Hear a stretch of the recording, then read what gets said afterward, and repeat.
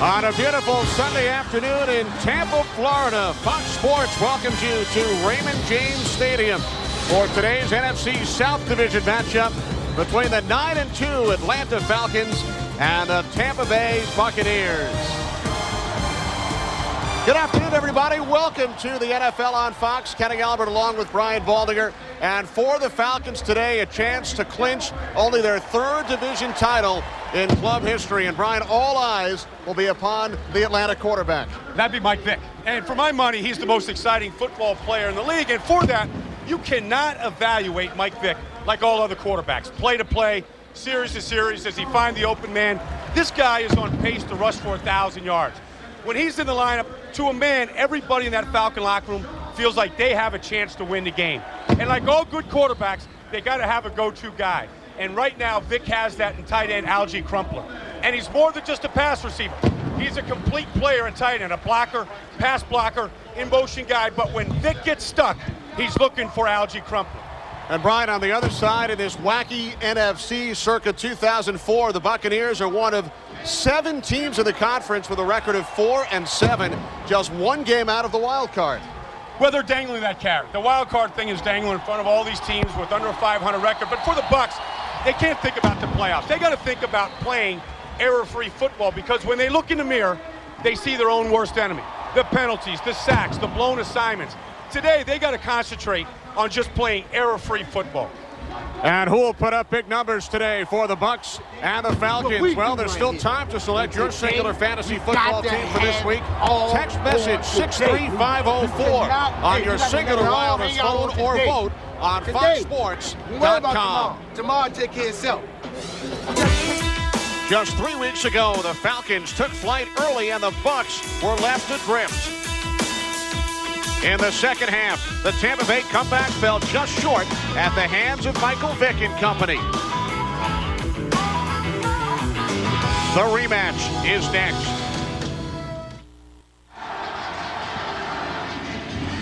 The Atlanta Falcons won the division title in 1980 under Lehman Bennett, 1998 under Dan Reeves. We welcome in the third member of our crew down on the field, Jay Glazer. Jay. Thanks, Ken. I'm here with head coach Jim Mora. And Jim, if you win or tie today, you clinch a division title. Could it have gone any better for you this year as a first-year head coach to be sitting here this early with the possibility of the playoffs? And how much did that play into your team this week? Glaze, you know how it is. You focus on the next 3 hours and 15 minutes. So we focused on Tampa. I haven't talked about the division at all with the guys. They know what's out there, but we know we've got to take care of business for the next 3 hours and 15 minutes for that to happen. So we're focused on Tampa, but I'm not going to lie to you. You know, it'll be fun if it happens, so we're looking forward to it. All right, great. Thanks, Coach. Good luck today. And I tell you what, guys, Jim Mora this week, right after his game against the New Orleans Saints, he went right into the Buccaneers preparation. His post-game speech, actually, he brought up some quotes by Cozy Coleman, the offensive lineman for the Tampa Bay Buccaneers. So right after the Saints game, it came into preparation for their next opponents. Today's guys, the Tampa Bay Buccaneers. Back to you guys in the booth. All right, Jay, good scoopage down there. You know, as much as the Falcons want to clinch the division, the Bucs don't want it to have it happen here on their home turf. There's a new sheriff in turn, it's the Falcons, and right now the Bucs are trying to keep it from their prize. And the new kicker in town is Jay Taylor, who replaced Martin Chromatica this week. Taylor's kickoff is taken at the 3 by Alan Rossum. Rossum brings it out for the Falcons, stopped just shy of the 25-yard line by Will Allen. So Michael Vick leads the 9-2 Falcons offense out onto the field. He's rushed for over 700 yards and a terrific job this season protecting Vick by the Falcons offensive line. The backs and receivers, Warwick Dunn along with Justin Griffith. We will also see a lot of TJ Duckett. And the tight end Algie Crumpler, the Falcons leading receiver, having an outstanding season, 43 receptions. 3 receivers set on 1st and 10 from the 24. And Griffith is tackled by the strong safety, Dwight Smith. No gain on the play. Buccaneers defense under coordinator Monty Kiffin ranked 5th. Rice along with Darby, Ahadatu, and Spires up front. Buccaneers, of course, without Anthony McFarland.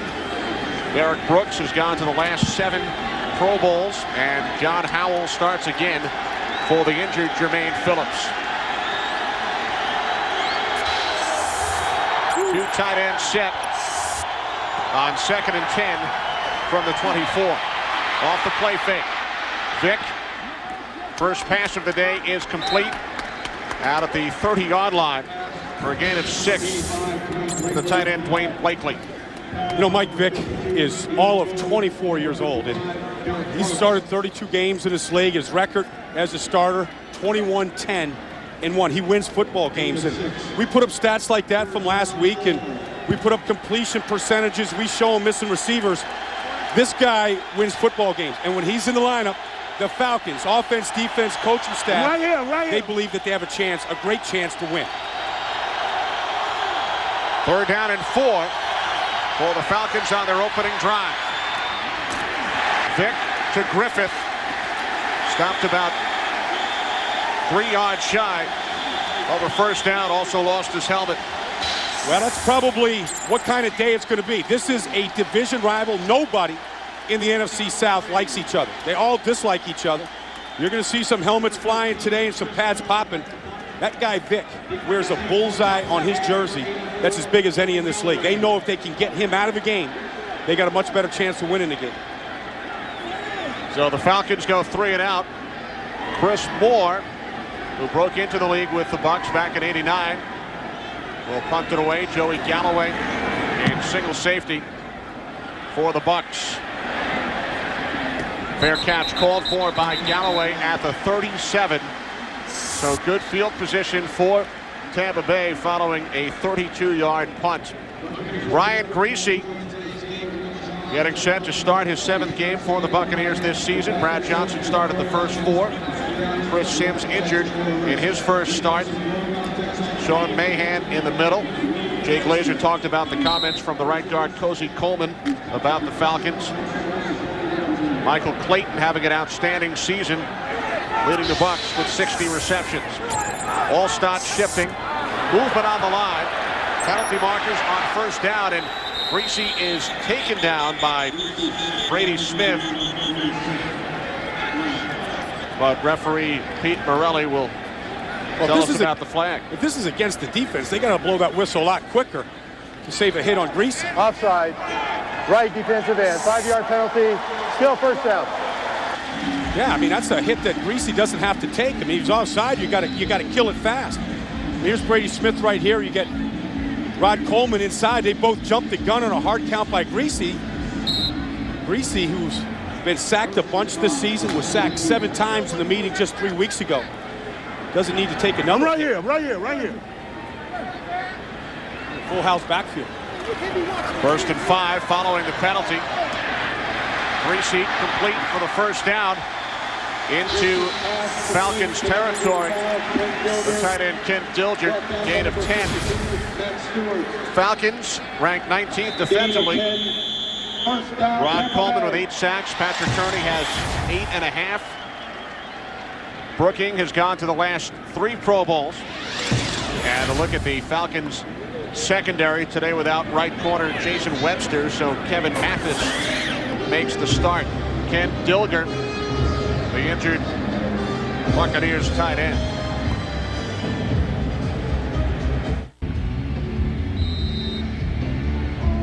Back in Tampa, Ken Dilger shaken up just prior to the commercial break on the Buccaneers sidelines. 1st and 10 from the Falcons 48.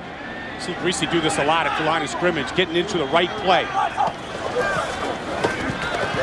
And the give is to Michael Pittman, who has gained over 100 yards in each of the Buccaneers' last 3 home games. Gain of 2, tackled by Patrick Kearney and Keith Brooking. Well, Greasy's running a no-huddle offense right now, trying to quicken the pace, trying to keep the Falcons from substituting, and a little heat out here today.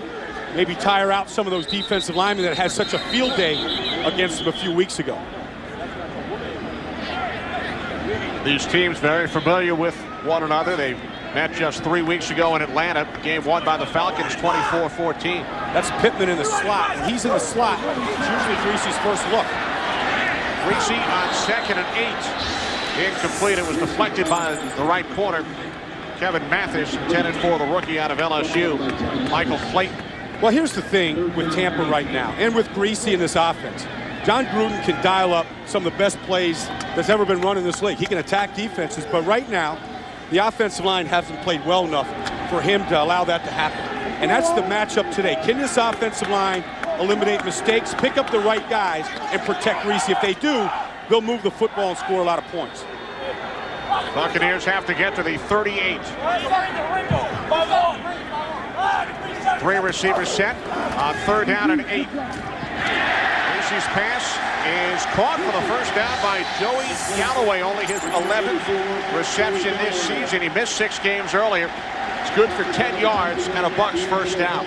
I watched Joey Galloway in practice on Friday, and he was limping with an ankle injury and, a groin pull, and all of a sudden he ran back a punt, and that world-class speed of his, all of a sudden he just turned it on. And so he's one of those salty veterans that limp around, looks like he's hurt, and then all of a sudden he shows you that burst. Ken Dilger has checked back in. Dilger in motion on first down. The toss to Michael Pittman. And he's bottled up, gain of just 1. Ron Coleman on the tackle for the Falcons.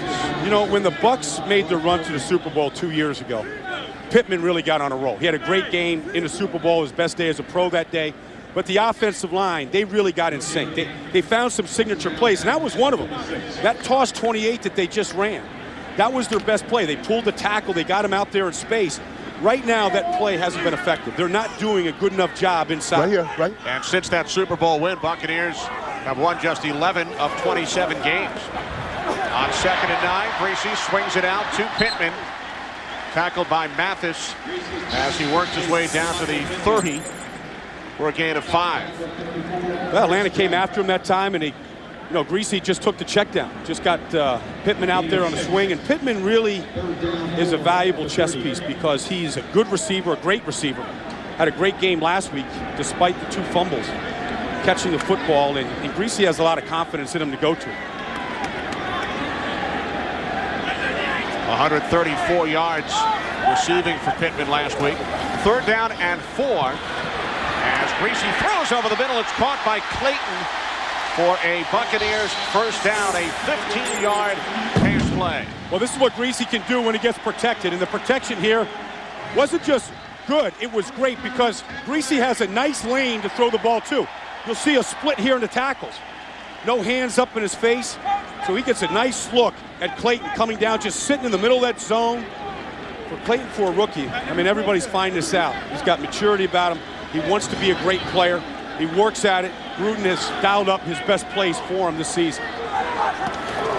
From the 15, Greasy to Alstott out of the backfield, and he is inside the 10. Well, Jay Glazer told us about Jim Mora's message to his team following their win last week.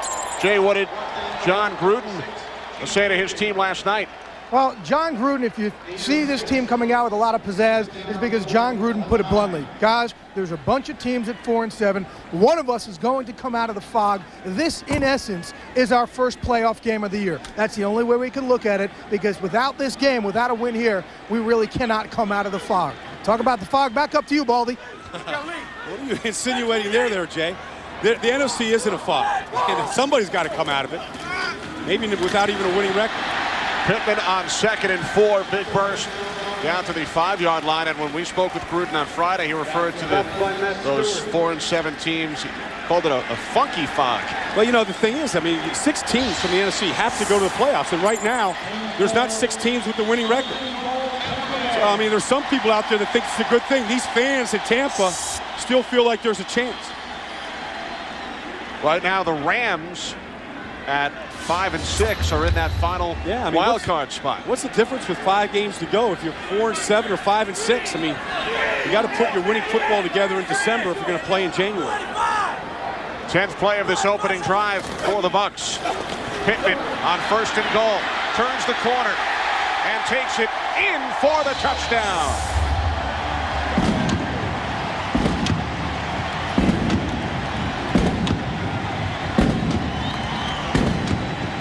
That is error-free football. That is what Tampa Bay is capable of without penalties, without blown assignments, and with protecting Brian Greasy. And Pittman has been a heck of a runner at home this year. His 3 100-plus yard rushing days have all been right here at Raymond James Stadium. Pittman's 8th touchdown the last 5 games, and now the first NFL extra point attempt for Jay Taylor, 28 years of age, out of West Virginia, by way of the Arena League, the XFL, and NFL Europe. So the Buccaneers strike first. They lead the Falcons 7-0.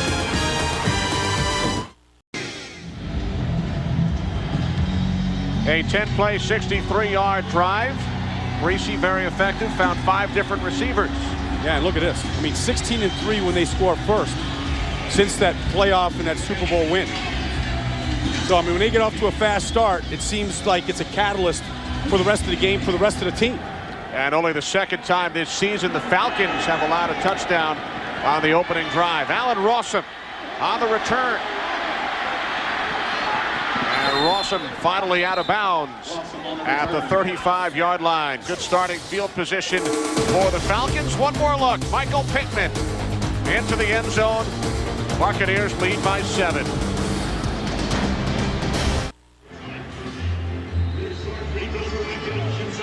Take a look. I mean, you talk about a rivalry right now. This is another touchdown run by Pittman. Here's Michael Pittman going at it in the end zone with Kevin Mathis. Michael Clayton going at it with Kevin Mathis, a rookie that knows what's at stake here today. And now Vick on 1st and 10 from the 35 throws it away. Second offensive possession for the Falcons. They went 3 and out earlier. And Greg Spires, one of the leaders on defense for the Bucs following the departures of Warren Sapp and John Lynch, is shaken up. Well, yeah, I mean, here's Spires down here at the bottom going inside. Yeah, he tackled the running back there on the play action fake.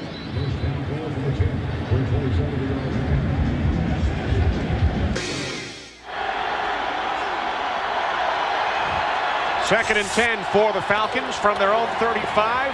Warren Dunn, the former Buccaneer, spent 5 years here in Tampa.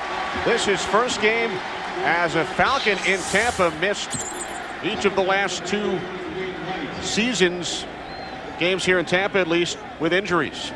Yeah, so it's his first time since he left, and he's been able to come back here and play. And he's really played well the last few weeks. Since the bye, he's averaging over 5 yards a carry, and part of that is the play of the offensive line and then the rotation of him and T.J. Duckett at tailback, keeping him fresh. Vick out of the shotgun on 3rd down and 7. And the play is blown dead.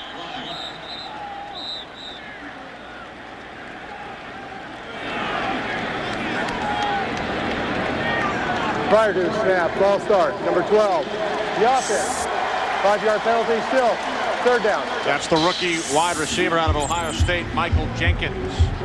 Get a chance to play today. Brian Finneran, their 3rd receiver, is out today with a bad ankle. So Jenkins getting a chance to move up today, show some of his rookie stuff. A lot of good rookie receivers in this league right now.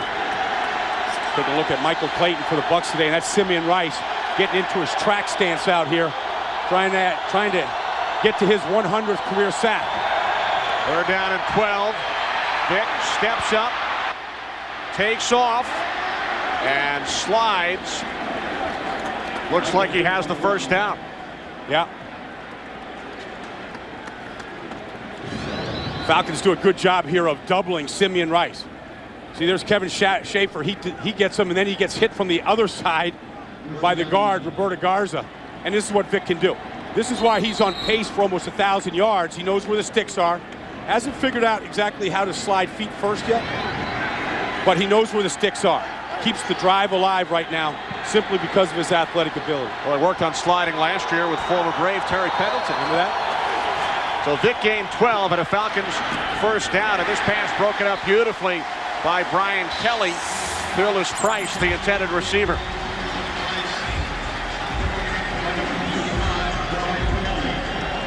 But the problem with trying to defend Atlanta is they're the #1 rushing offense in football. And when their best play is a stretch, they just run to the tight end side and they just stretch it, and allow Duckett or Dunn to hit it. Then they run a cutback. So they get you going one way, then they cut back. So that's 2 plays you got to stop. And then the third thing is Vic on a bootleg. And you can't take all 3 of those plays away. And that's what's been making this offense work. They average 163 yards on the ground per game, and this is Warwick Dunn, third all-time leading rusher in Bucs history behind James Wilder and Mike Allstott, and Dunn gains 4. Kenny, here's the stretch play right now. I mean, this is classic Falcons football right now. They're just zone blocking this way like this. They'll probably cut the backside here. They're going to get you all going that way. Going to get double teams, get up to the linebacker, fullback picks off the linebacker, and they get themselves 3-4 yards. Then they'll take that play, start it one way, and they'll cut it back. And then Mike Vick will stick it in the tailback's belly, pull it out, and run with it on a boot. And it's hard. It's hard to cover all that. Now 3rd down and 6. Vick takes off again, and is stopped a yard shy of the marker by Ian Gold. You know, last week, Jim Mora in this situation early in the game on 4th and 1 on the other side of the 50. Went for it, sent a message to the team that they were going to be aggressive. But I think down a touchdown right now, I think they want to play field position, put the defense out there. And he said he told the team before the game, if we have a 4th and 1 on their side of the field, don't even look over to the sidelines. We're going for it no matter what. And I think this is more than a yard. And I think that's the case. It's about a yard and a half. Chris Moore's second punt. Galloway lets it go, and it is down at the 3-yard line by Jimmy Farris, a 43-yard punt.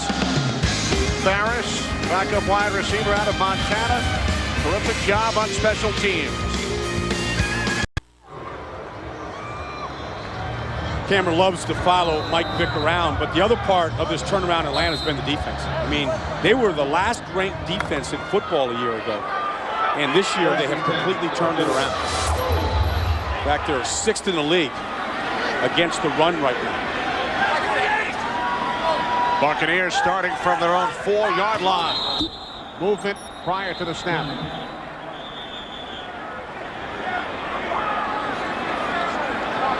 It's one of those half the distance to the goal. They'll back it up like, you know, about the size of a sneaker. Snap, false start. 67, offense. Half the distance to the goal. Still first down. Kenyatta Walker, the right tackle. Well, here's what the defense has done. This is the turnaround. Same guys. I mean, basically, that's Ed Donatel here, the defensive coordinator. But look, sacks are way up, interceptions. You know, you look at the opponent's touchdown and opening drive. I mean, they gave up 1 today, but they've kept that down. They've changed their front from a 3-4 to a 4-3, which is better for their ends, Kearney and Smith. Greasy out of the end zone on 1st and 12, and the pass is caught by the backup fullback, Jameel Cook. Gain of 8. We say hello for the first time today to James Brown in Los Angeles. And hello, Kenny. Bears last in passing and total offense. Chad Hutchinson trying to make a stake at the quarterback spot. 6 yards to Desmond Clark. Bears have beaten the Vikings the last 3 times at home. 7-0 Bears. Hey, Brian. Terry Bradshaw loved your quick response. Back to Kenny Albert and Brian Baldwin. All right, JB, so the Bears on their 4th different starting quarterback this season. Yeah, and they signed Jeff George, who could be their 5th before it's all over. Pittman gaining 1 on 2nd and 4, setting up a 3rd down and 3. You know, later today, Green Bay and Philadelphia are going to play in Philadelphia. You know, that 4th and 26 play that Green Bay gave up that allowed the Eagles go down, tie the game, all that stuff. I mean, Ed Donatel was the defensive coordinator in Green Bay. Well, he was basically fired that day. And then the same day that Jim Mora got the job, he also got Ed Donatel as well. Got him here, and he's done a great job changing the fronts, creating pressure, a blitz-happy team, and getting after quarterback. There they go right now. Gracie taken down back at the 9.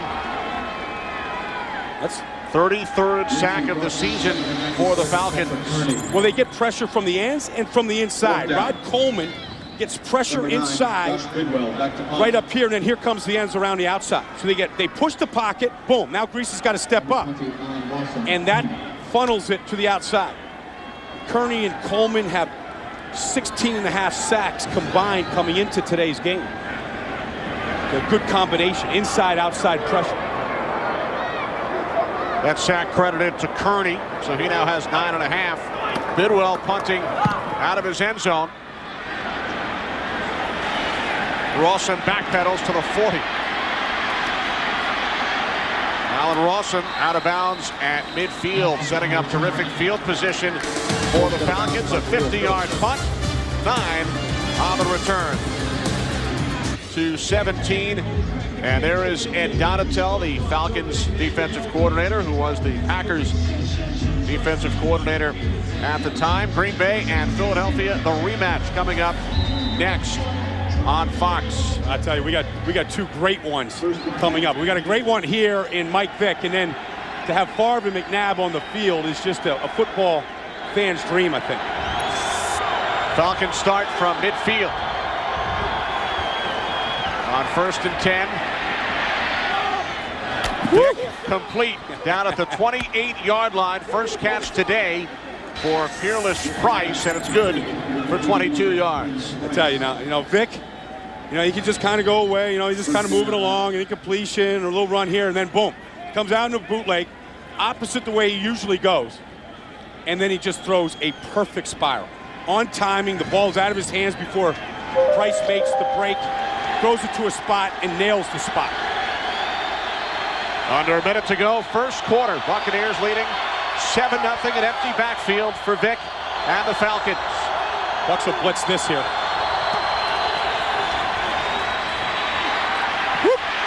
Oh, here he goes. What's next? Finally taken down at the 12-yard line after a gain of 16. All right, okay, out here. All you little kids at home watching Mike Vick, get up in your living room right now, put the Nerf football in your hand, and go imitate this. Go try this one. Do this. Whoop. There's a freeze. Stop. Okay, now get the brakes. Now put it into gear. Tuck the ball away, Mike. Don't leave that ball out there. Don't leave that loaf of bread out there. Tuck it away. Now, isn't that fun, kids? Isn't that fun? You sit in your living room, you're like, everybody wants to imitate Mike. And you can't do it. And you don't know where he's going to come out and what he's going to do next. Unpredictable. And that will do it for the first quarter here in Tampa, as the Michael Vick Show will continue after these messages. Buccaneers leading the Falcons by the score of 7-0 on the Michael Pittman 4-yard touchdown run. There is no foul on the play. The quarter has expired. That is the end of the first quarter. So it's the Buccaneers 7 and the Falcons nothing. When we come back, Falcons 1st and 10 on the Tampa Bay 12. Fox NFL Sunday continues after a word from your local Fox station.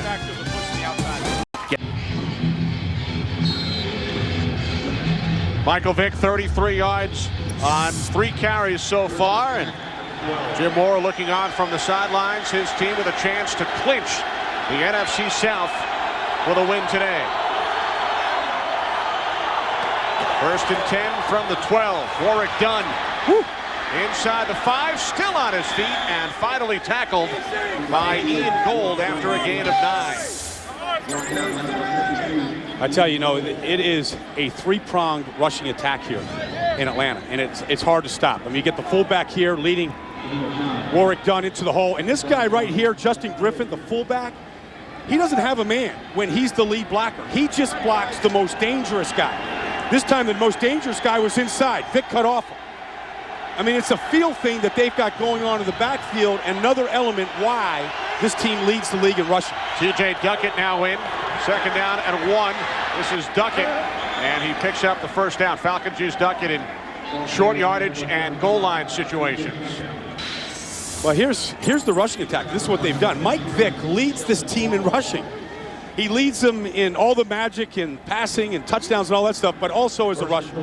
Work done right behind him. All of them with good rush averages. As a group, they average over 5 yards a carry. No quarterback in league history has ever rushed for 1,000 yards in one season. I remember Randall Cunningham and Bobby Douglas, all those guys. He's probably going to break that. He's on pace anyways this year to do it. Vick to the end zone, and it's deflected by Derek Brooks, and then picked off by Dwight Smith. Dwight Smith, a Falcon killer. He has 11 career interceptions. 5 of the 11 have come against the Falcons. Not sure why they threw it on 1st down at the 1.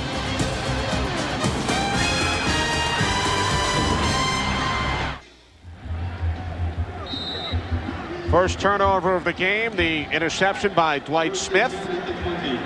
Buccaneers take over on their own 20. Buccaneers leading 7-0. Greasy to the air on first down, complete to Galloway, out of bounds at the 29 after a gain of 9. Kenny, I thought the Falcons got too cute down here on the 1-yard line. They ran the ball to get it down there. Look at the coverage that Tampa has on the right box there to L.J. Crumpler. He's covered, double covered on the outside up top where it's intercepted by Dwight Smith. Thought the Falcons should just stay with what got him down there, the running game. Broken up, intended for Galloway. Matt Stewart got a piece of it. One of the things Atlanta has done is, you know, they run a wave on defensive line. I mean, their starting defensive line got a sack on Greasy in the last series, and now they've got the backups in there. I mean, Travis Hall, Lavallee, the rookie, you know, Antoine Lake, along with Patrick Kearney. So they keep their defensive linemen fresh throughout the game. Now 3rd down and 1, 2 tight ends set from the 29. Pittman, first down and more. Finally tackled at the 43. Gain of 14 as we send it west once again to James Brown. Hey, Kenny, take a look. Panthers looking for their 4th straight win. Jake Delhomme, little quick hitch to Musa Muhammad. Strong move to the end zone. 10th score of the season. His 8th in his last 6 games. 13-0 Carolina on top of New Orleans. Back to Kenny and Brian. Well, we just saw Carolina beat Tampa Bay, and they earned that win last week, trying to win their 4th in a row and trying to get back into the race. First NFL carry for Ian Smart out of CW Post, who's been to 2 training camps with the Jets. Active today only because Torrey Cox was arrested on Friday night, and Smart gains 25 yards. Well, you know what? When a guy messes up and a guy gets an opportunity like this that's been waiting 3 years, this is unbelievable. This guy looks like he got shot out of a cannon. I watched him in practice on the scout team, and he was imitating Warwick Dunn, and he was wearing number 28, and he looked like Warwick Dunn. You know, he's about the same size, and he runs like Dunn. He's tough, and he's just one of those guys out of a small school out there in Long Island, CW Post, that nobody pays any attention to. I tell you, hungry guys like that can give a team a lift. Cozy Coleman, right guard, shaken up, replaced by Matt O'Dwyer. Just activated this week. Another former Jet. And as we mentioned, Torrey Cox arrested on drunk driving charges Friday. Ian Smart was not supposed to be active today, but has replaced Cox on the active roster for today's game. Well, not to get too complicated in how John Gruden delegates who's who, but they don't have enough special team players. And so Ian Smart wasn't out there this year because they didn't have enough guys to cover kicks and punts. Running backs, tight ends, wide receivers don't cover kicks for the punts. Pittman bottled up. Brought Coleman in on the tackle. No gain. Yeah, Cozy Coleman coming back into the game. The right guard. Yeah, but you know, John Gruden always has believed in a 2-back system. You know, and one of the things that he was so desperate to start this year was to get Charlie Garner here. Because Charlie Garner still has the quickness that we saw in Philly and San Francisco and Oakland. Heck, in Oakland, he said he had 6 backs that would be active every week, and he'd just keep them fresh, keep running them in, keep moving around, and he hasn't had that combination here, and maybe Ian Smart can be that guy. Greasy in trouble. Now looking left. And the pass incomplete, looking for the tight end, Will Heller. Oh, Greasy just ducked right there because he was going to get level. I mean, the head was going to come off right here. You see Ed Jasper gets the quick pressure, and he comes back, gets back up off the ground, and Greasy just had to duck that locomotive coming at him. One of those things where you just throw it and you're like, whoo, look out. Just get out of the way. Yeah. I'm telling you, all you kids in the living room with that Nerf football, just try to throw. Have your big brother come at it and just get rid of it. Just try to duck and get rid of that ball at the same time. 3rd down and 10. Pass batted back by Rod Coleman. Now, were you the brother with the Nerf football or the brother rushing the passer? I was the athlete. I did both. I could throw it and I could still attack him. That was the needler. And now you can hear the crowd reaction as Jay Taylor comes out to attempt his first field goal in the National Football League. Crowd up on its feet. Martin Gramatica had missed 7 of his last 9 attempts. It's not exactly a chip shot. I mean, it's right at 50 yards. He hit a 50-yarder in the Arena League this year. And that's between goalposts that are about as wide as your 2 thumbs put together. Now the crowd will go crazy if Taylor nails this one. Jay Taylor from 50. He's got it.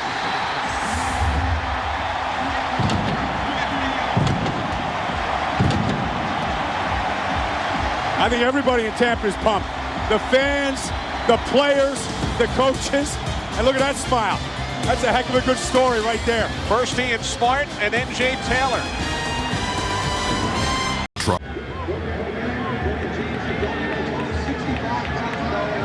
Well, Jay Taylor has worked as a bartender, a landscaper. He's kicked in almost every league imaginable.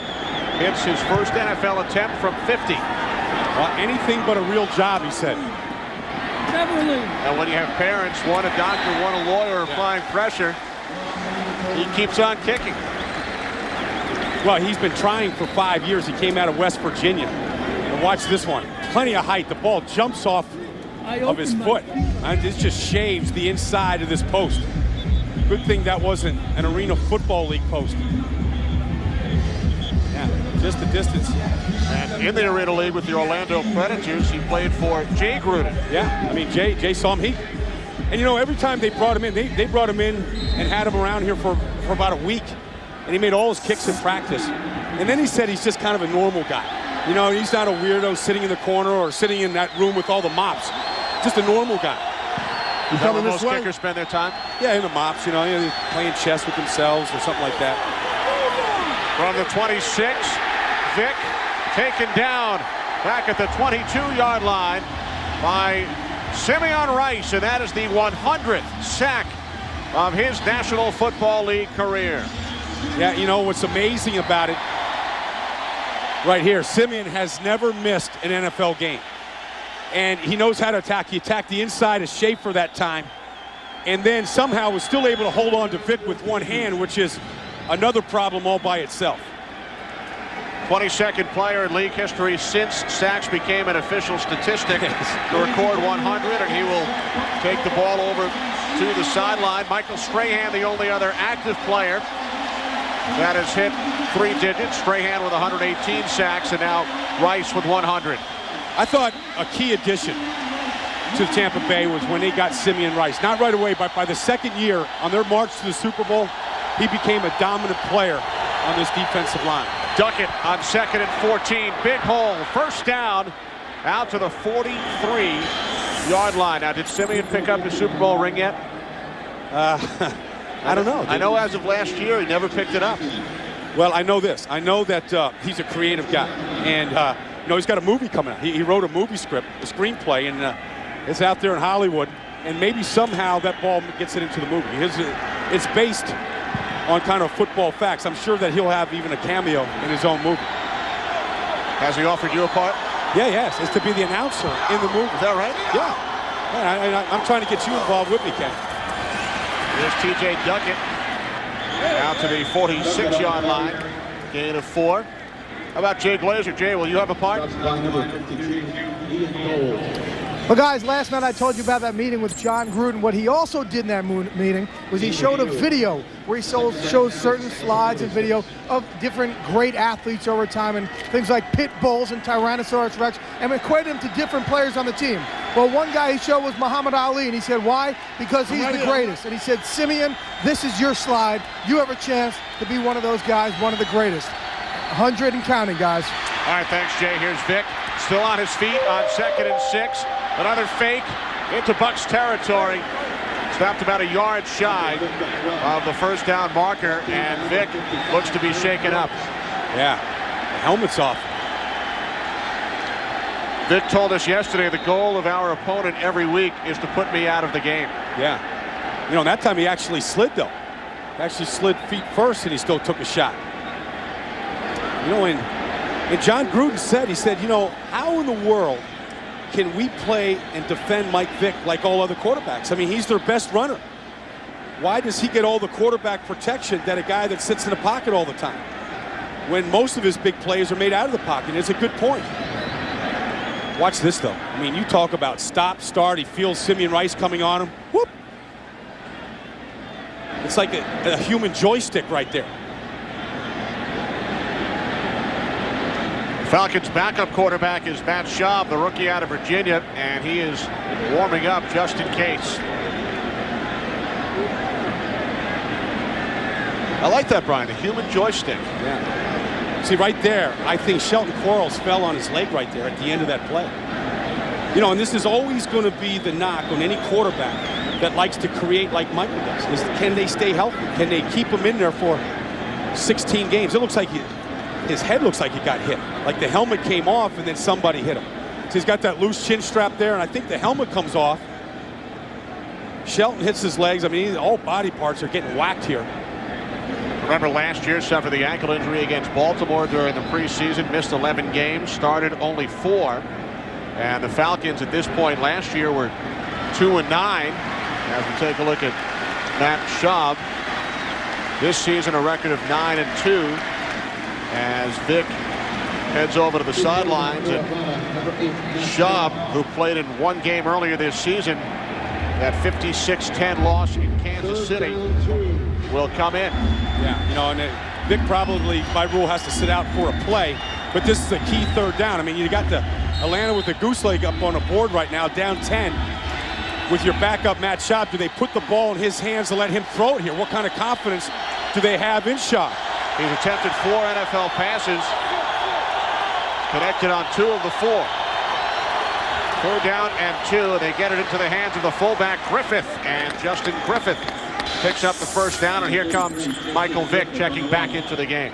Yeah, you know, Schaub did his job. He handed off, picked up the 1st down, and on 3rd down, that's the advantage when you are a good to great running football team, is you will run the ball on 3rd and 2 and have confidence to pick it up. By the way, the Falcons' 3rd-string quarterback is the 13-year veteran who's been around the league, former Heisman Trophy winner Ty Detmer. Heisman Trophy voting next Saturday. Yes. Big race this year. I wonder who Ty Detmer will cast his vote for. All former winners do get a vote. T.J. Duckett down to the 41-yard line for a gain of 2. So you talk about the leading rushing team in the league, and Vic leads this team in rushing, but they rotate backs. They rotate Warwick Dunn and T.J. Duckett, and Duckett is in shape this year and he's healthy. And the way they do it is they rotate, and if somebody gets a hot hand, they stay with him. You know, and Duckett has been hot here the last couple of weeks. He's a big back that runs with small back type quickness. He's light on his feet. He can really crease a hole, and then he's difficult to bring down in the open field. 2nd down and 8. Vick hit from behind by Greg Spires. Ruled an incomplete pass, and Vick is down again. Mike probably held that one just a little bit too long, waiting for things to develop down the field. You're going to get the crane. Greg Spires coming around the outside. Todd Weiner. No, like, actually, Weiner does a good job of pushing Spires around that pocket. It's just a coverage sack right there. And that bullseye is on Mike Vick. And if they want to clinch the division championship today, that's what they're going to have to put up with. A fierce pass rush and guys that are going for him. Rolled an incomplete pass now out of the shotgun on 3rd down and 8. Vick has the football stripped by Derek Brooks. The Buccaneers have recovered. Brooks with the strip, Greg Spires with the recovery. Well, this is inspired Buck football today from the very beginning. And Derek Brooks, the heart of this team, said there's no way we're going to let this team win this division on our field this afternoon.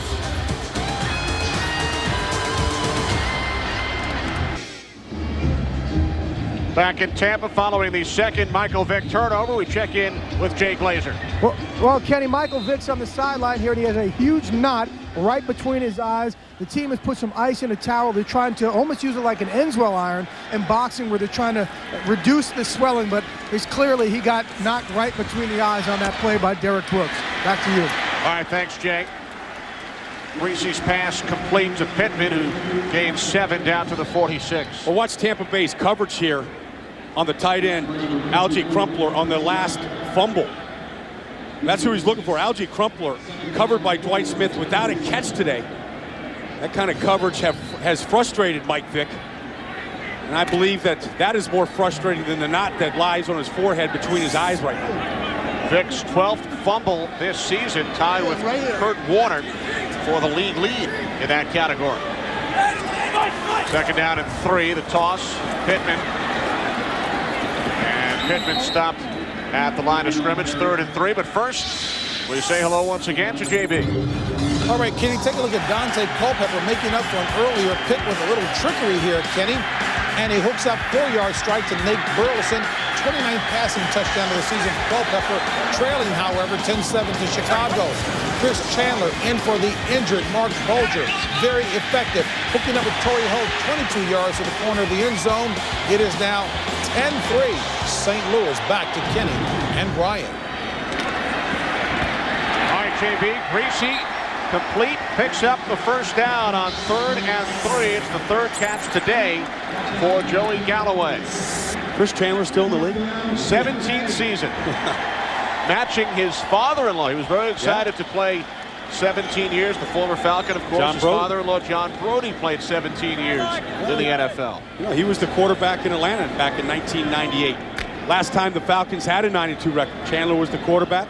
And in 2001, Vick's rookie year. Yeah, kind of broke Mike into this business. Broken a lot of guys in. Steve McNair down in Houston. Pittman down to the 31. Good job blocking up front, really sealing the line of scrimmage. No penetration by the Falcons on this one. Watch right up here, especially on the left side over there. Stinchcomb, along with Derek Dees, did a good job of flattening. Then Pittman, who just runs so hard. Last week feeling bad after a real good day statistically, but fumbled the ball twice. Said that he's not a fumbler. Right there, he covers up well as he gets ready for the contact. Stay the team. 2nd down and 3. Off the play fake. Dilger, the tight end. Another Buccaneers 1st down.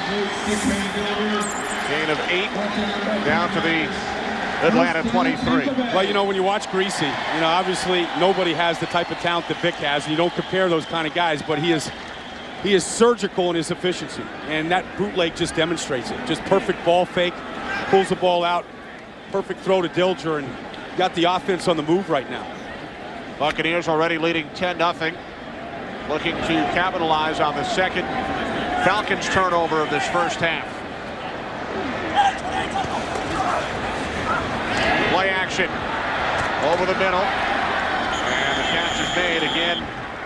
It's Dilger, tackled by Chris Draft. I think the only thing missing really today from this Tampa Bay offense is when they don't make mistakes, do they have enough confidence in their offensive line and protection of Greasy for him to throw the ball down the field? I mean, they got the speed in Galloway.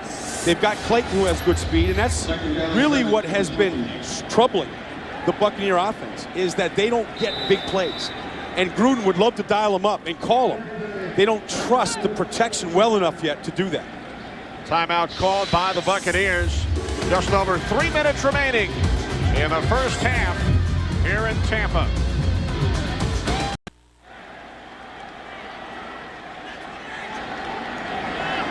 So Michael Vick on the Falcons bench, 2nd down and 6. Here's Pittman. Michael Pittman has another Buccaneers 1st down. Pittman over 100 yards rushing in each of the last 3 home games. In fact, on the season, averaging over 100 at home, only 45 in road games. Well, I think one of the things that can account for that, the difference, home and away, is just the noise. You know, when the last time they played Atlanta, I mean, the center, Sean Mahan, he was making his first NFL start. He was trying to get signals out. They couldn't hear. Communication was bad, so they couldn't get the right assignments up front. From the 11, Pittman up the middle. Works his way down inside the 5-yard line. Watch Mahan here. Watch Mahan and Kosi Coleman inside create this crease. I mean, this is just good movement right here. Watch this right here. Watch the movement they get. And reestablishing this line of scrimmage. Get the guard pulling around Stinchcomb. He gets pushed. That doesn't look like a big hole, but in the NFL, that's a canyon right there. And that takes us all the way down to the 2-minute warning with the Bucs already leading Michael Vick and the Falcons 10-0. Fox NFL Sunday is brought to you by SBC, going beyond the call. Thank you for ordering SBC Yahoo deal. On the Visa halftime report, JB, Terry, Howie, and Jimmy with scores and highlights from around the league. Plus, our Fox Sports ticker will have up to the second stats. It's all coming up on the Visa halftime report. 2nd down and 4 from the Falcons 5, and Greasy's hit. The ball came loose, and the Buccaneers have recovered. Ed Jasper getting into the offensive backfield quickly. But, you know, that's the second time that Jasper has shot the gap at the snap, and he must have something on Greasy's snap count to beat the snap that quickly. That was a dangerous play and a good recovery there by the Bucs to get that ball. Recovered by the tight end, Will Heller. I don't know how you can't even be offsides when that happens like that fast. Will Heller getting his first hands on the ball today. Will Heller said, "Look what I found." I don't think he ever saw the ball. He was just grabbing for it in the dark there. Bucs use their second timeout. 3rd down and 6. When we return, 1:19 to go in the half.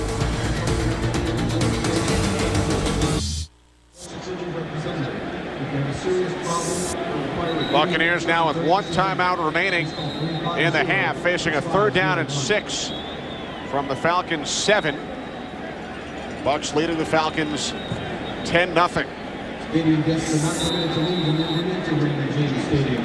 Michael Pittman scoring on a 4-yard touchdown run in the first quarter.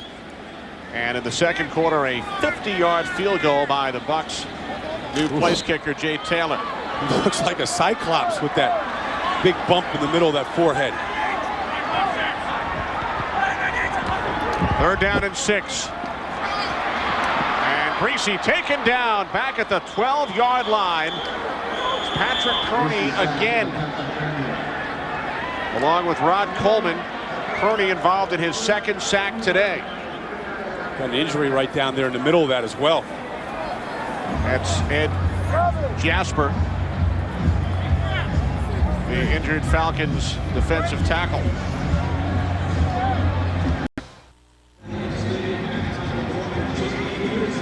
Tell you, there is violent collisions going on today in this NFC South tilt, and it is full speed collisions here. Watch what happens here with Kearney, Kenyatta, Walker. Kearney gets his hands inside on Walker, so he wins. He's backing Walker up, and here comes Ed Jasper right here into the back of Walker. He goes down. Ed Jasper goes down, who's playing with a really badly sprained right elbow. Violent collisions right there, happening all the time down there in the trenches. And that last sack split between Kearney and Coleman. So Kearney now with 10 on the year, Coleman 8.5, and Ed Jasper remains down. Well, Jasper blocked a field goal last week as well. Really carved out a heck of a career. Started his career in Philadelphia, came down to Atlanta. They said he was too small, undersized. They were playing that 3-4 defense last year, and he was right on the nose tackle, and he was just getting beat up. You know, he was like just getting double and triple team. Now with a 4-man front, doesn't seem quite the number of double teams. And Brian, now another opportunity for Jay Taylor. We take you back to his days in the Arena League, kicking for the Orlando Predators. He was the Arena League Kicker of the Year this past season, and it is not easy to kick a field goal in the Arena League. No, you know, it's 9 feet wide, right, the crossbars. But if you're 50 yards away, that looks like it's 6 inches. I mean, it looks like there's nothing. I mean, this looks like the Grand Canyon to him right here. He hit from 50 earlier. This a 30-yard attempt. Josh Bidwell is the holder. Jay Taylor now 2 for 2. After Martin Gramatica, the Bucs' all-time leading scorer, had missed 7 of his last 9. 13-0 Tampa Bay.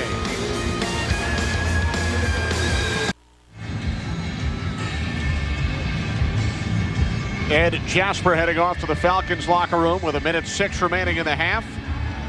11-play, 41-yard drive, culminating in Taylor's second field goal of the day. Short kickoff. Rossum on the return. Out across the 30 to the 31. So the Falcons with a minute remaining. And all 3 of their timeouts. There is a late flag that came in. Holding.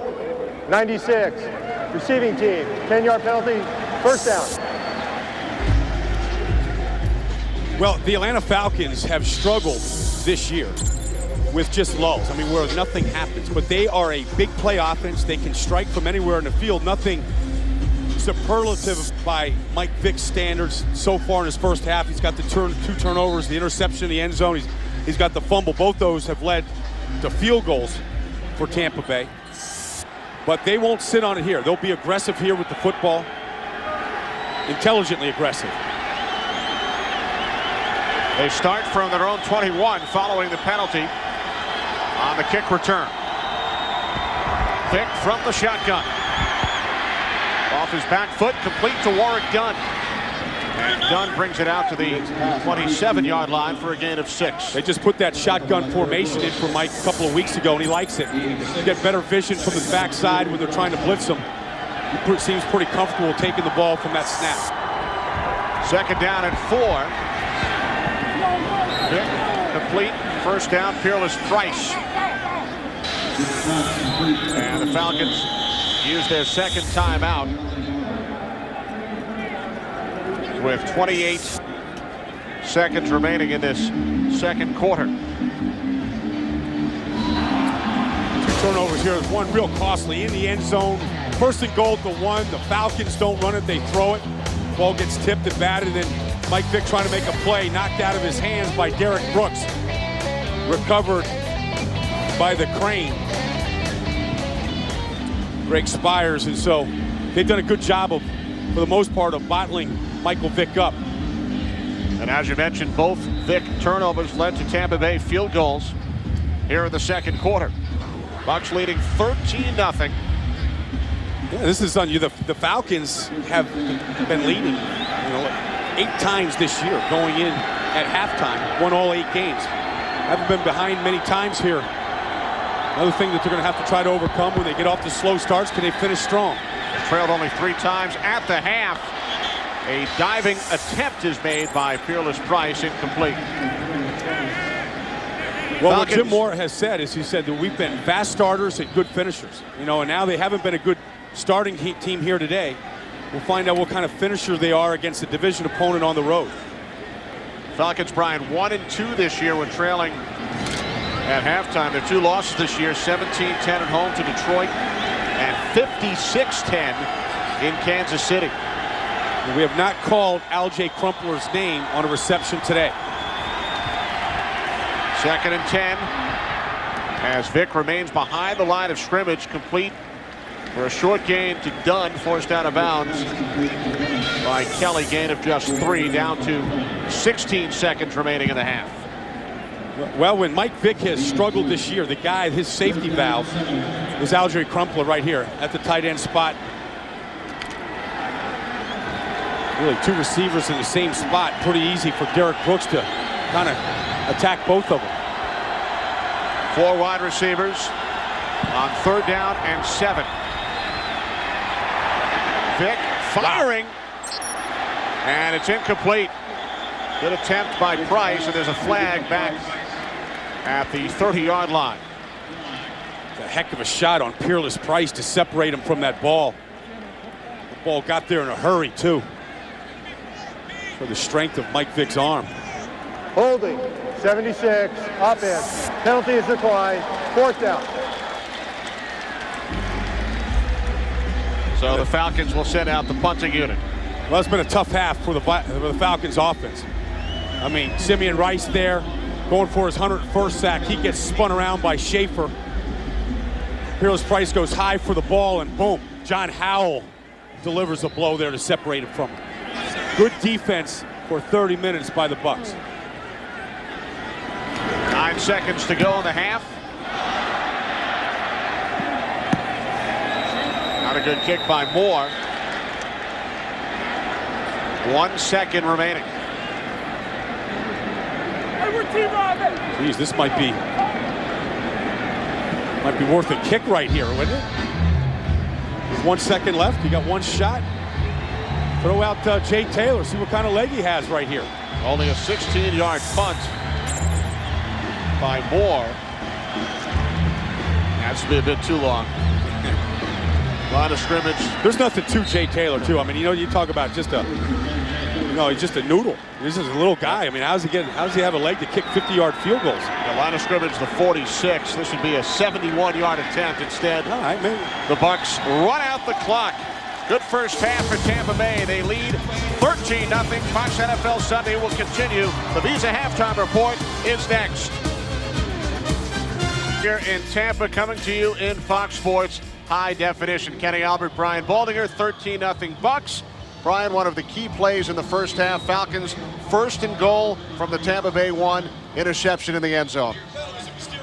Because they ran the ball to get it down to the 1 yard line. You get first and goal there, and you got Duckett sitting back there, 250 pounds. You're the #1 rushing football team in the league. Go run the ball.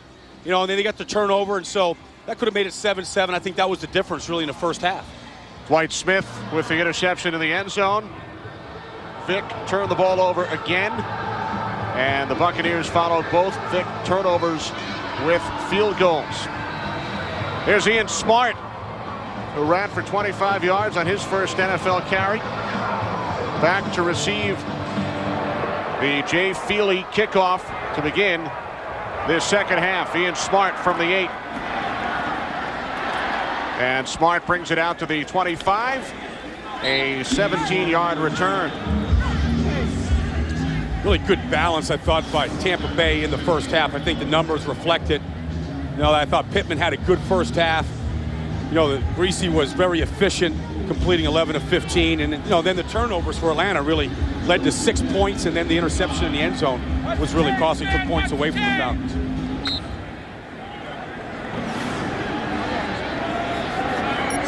Buccaneers start from their own 25-yard line as we begin this third quarter, and Greasy's pass was tipped at the line, incomplete. We check out the fantasy numbers from the first half. Vick 6 of 12, only 46 yards in the air. Michael Pittman, the leading rusher, with 49 yards, and Joey Galloway with 3 receptions for the Bucs. Yeah, and mysteriously missing from the first half is Algie Crumpler, the leading receiver, leading tight end receiver in the NFC, leading receiver for the Falcons. Nice job by the Bucs shutting him down. Now we should also point out Vick rushed for 37 yards. Penalty markers as Pittman gains 1 out to the 26. Vick 37 yards on 4 carries in the first half. Pete Morelli, our referee today. Offside, 52, defense, 5-yard penalty, still second down. That's Matt Stewart as we check in with Jay Glazer. Jay. Well, guys, I had a chance to speak with both Jim Mora and John Gruden at halftime, but first the news about Michael Vick. Mora said, as we already reported, he has a knot between his eyes. They're just trying to get the swelling down, but he passed every test for a concussion. There's no problem there. And then Jim said, our problem right now is we're just too tight. We need to let loose, open up, play our style of football. John Gruden, he says, we're doing the things we need to do. The only concern that we have is protection. Right now, Rod Coleman somehow has our snap count. He's timing it perfectly. We've got to do a better job protecting Greasy. Back to you. All right, Jay. Michael Pittman picks up the first down. Well, that's one way to avoid Rod Coleman and Ed Jasper inside, is to be able to take the ball outside like that. Pittman, you know, just runs so hard. That guy, Rod Coleman, is a guy that the Bucs have done a great job of controlling here in the first half.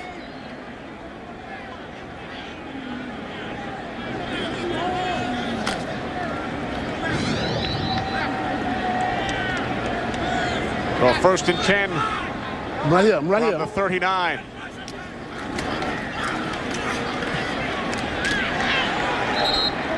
Penalty marker as Will Heller makes the catch out at the 44-yard line. Real late flag, too, coming into the backfield of the Buccaneers.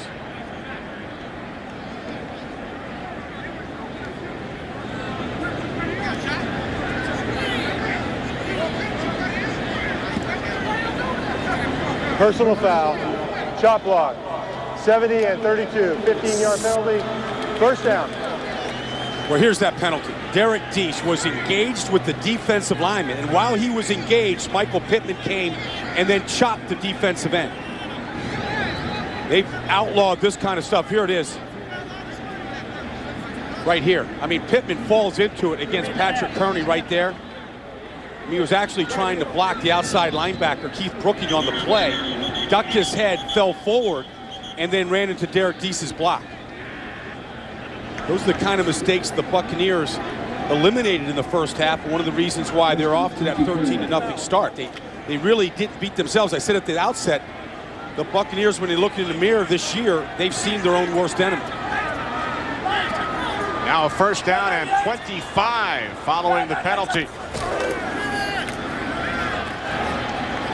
Pittman, gain of just 1, setting up second down and long for the Bucs on this opening drive of the third quarter. Tampa Bay leading the first place Falcons, who have a chance to clinch the division with a victory today, 13-0.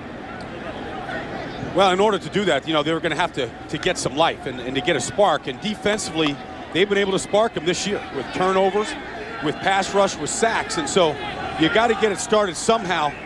Key third, second and long, and third and longs are a way to kind of get that going.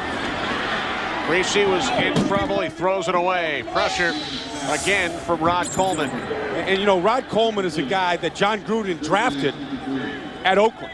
You know, he was in the Senior Bowl the year Gruden was coaching the Senior Bowl down in Mobile, Alabama. Here he is right here. I mean, flat out just beating Kosi Coleman clean inside. You have to double team Rod Coleman because that's what he's going to do. Here's a guy that came into today with 8 sacks, which led all defensive tackles in pro football.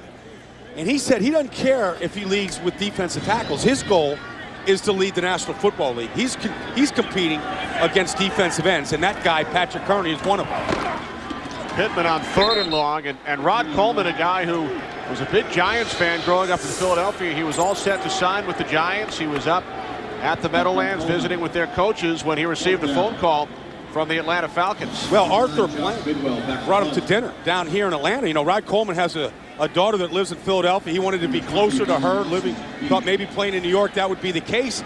Arthur Blank pulled out a book of flights from Atlanta to Philadelphia. He said there's 22 a day. It takes an hour and 12 minutes to get to Philadelphia. You can be quicker in Philadelphia from Atlanta than from New York, and that swung Rod Coleman to sign with the Falcons. Arthur Blank, a Brooklyn native, very familiar with the traffic on the New Jersey Turnpike. Alan Rossum on the return out to the 38-yard line. And the bridges and the tunnels. 22 flights a day, huh? 22 a day, Atlanta to Philly. Good prices. Falcons take over, trailing 13-0. The third quarter has been their worst offensively this season. They have only one offensive touchdown in the third quarter all year. They start from the 37. With Mora done, taking it out to the 41-yard line, a gain of 4 for the former Tampa Bay Buc. Well, it's an ugly first half for the Falcons offense, and it was capsized by that interception in the end zone from the 1-yard line. So what the Falcons just did is they came out with their basics, and that was their first play that they put in the installation and training camp, and that was just your weak side stretch. I would imagine that they'll find a way on this drive to get the ball to that man who just signed a nice fat contract extension, locking him up for the next 6 years with the Falcons this week. You're talking about the tight end Algie Crumpler and the give to Dunn on 2nd and 6, and he's bottled up. Dwight Smith coming up from the strong safety position. A loss of 1 on the play. Yeah, nice play by Dwight Smith, and really good play from him all day today. Well, he's the one that had the interception in the end zone, spirited play from the safety position. There he is right here in the line of scrimmage. He's just squeezing it, boom. I mean, that's his gap right there. Now 3rd down and 7. Falcons have to get to the 47 for a first down. Vick lost the football again. Buccaneers have recovered. The 3rd turnover committed by Michael Vick today. And for Greg Spires, his 2nd fumble recovery of the game. And Mike Vick is playing with no awareness in the pocket at all, because you got to know that Simeon Rice, with those now 101 sacks on his resume, is coming around the horn. And right now, Kevin Schaefer needs help, especially on these 3rd downs. Actually, Schaefer does all right. I mean, Mike Vick kind of stepping right up into the fire. Schaefer's pretty good here. I mean, he just didn't stay on him. Simeon Rice finished that play well. Simeon Rice, a real difference maker in this game today, as he has been so often throughout his career. 3rd turnover of the last 4 possessions committed by Vick.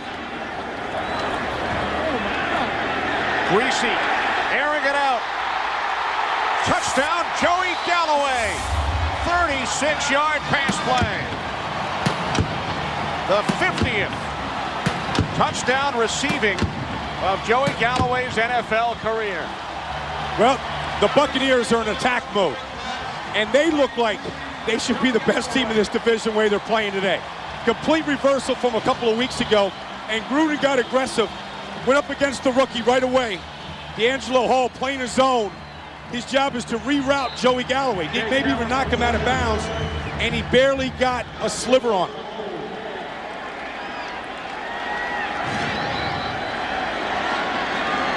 Galloway's first touchdown this season. Taylor adds the extra point. 13 of the 20 Bucs points have come following Atlanta turnovers. Greasy, 36 yards to Galloway, 20-0 Bucs.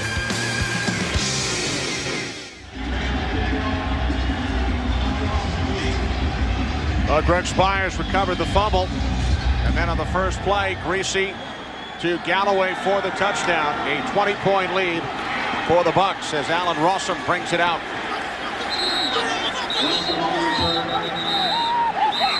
And some extracurricular activity following the tackle. A couple of penalty flags come flying. Well, every time these two teams meet, or any team in these divisions meet, this NFC South, you get a lot of this going on throughout the game. An intense dislike for everyone. I think a lot of it is just geographic in a new division. After the play, personal foul, unnecessary roughness, 35, kicking team, 15-yard penalty, first down. That's Corey Ivy, the penalized Buccaneer.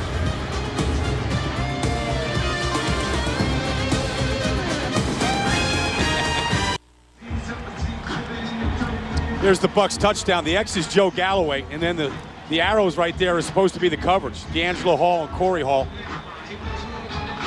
And the Hall boys, they blow the coverage.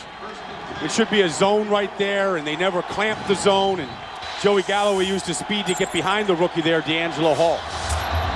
Corey and D'Angelo Hall, no relation. Penalty markers on first down of the play, blown dead as Vick was about to be taken down by Dwayne White.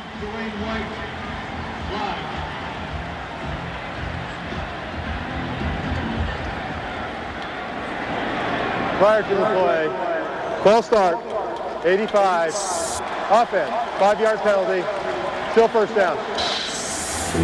Dwayne Blakely, a backup tight end, putting the Falcons in a deeper hole. And when you look at Michael Vick and where he's at, making his 33rd start in the National Football League, not many of them have been on the road against a division opponent that doesn't like them, down 20-0. So it's part of the growth process here of Vick, of what he can do to help bring this team back. First down and 15. Out to the 44-yard line, Warwick Dunn. And a tackle by Rice. One thing that we haven't seen Crumpler catch a pass today. And then the other thing, we really haven't seen Vick roll out today. We haven't seen many bootlegs. We haven't seen any of those quarterback sweeps that he's been running this year. They haven't really moved the pocket for him much at all. teams would love to see him just stay in the pocket. I mean, that's their dream, to keep him right there behind the center. The other NFC South matchup, Carolina leading New Orleans 26-7 as the Panthers go for their 4th straight victory. Vick in trouble, hit again. And this ruled an incomplete pass. Simeon Rice is just flat out taking this game over. I mean, just dominating the game. I mean, we got 2 great athletes going at it. And right now, Simeon Rice is basically going against Alge Crumpler out here, the tight end. That's a tough assignment for any tight end, for any tackle.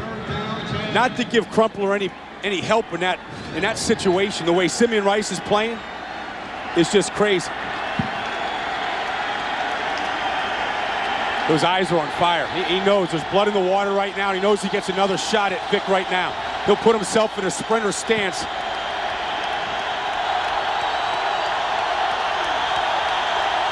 Third down and 10. Vick gets rid of it quickly. Des White the catch. Tackled immediately. And the Falcons will have to punt. Well, watch what Simeon Rice does. This time he drops into coverage because the Falcons overload the protection to try and help him. So they leave these guys all over here to block Simeon. They counterpunch him.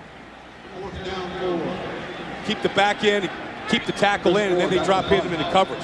Is that a decision Rice makes on his own at the line? No, that's a predetermined call.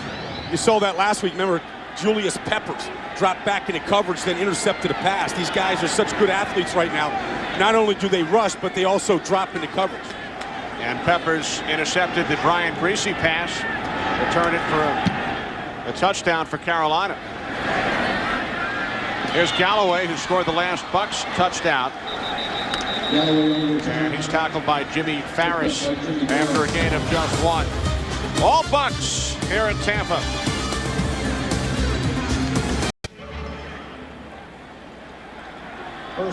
We would like to thank AmeriQuest for providing us with these beautiful aerial shots today. Here in Tampa, Florida, Buccaneers leading the Falcons 20-0.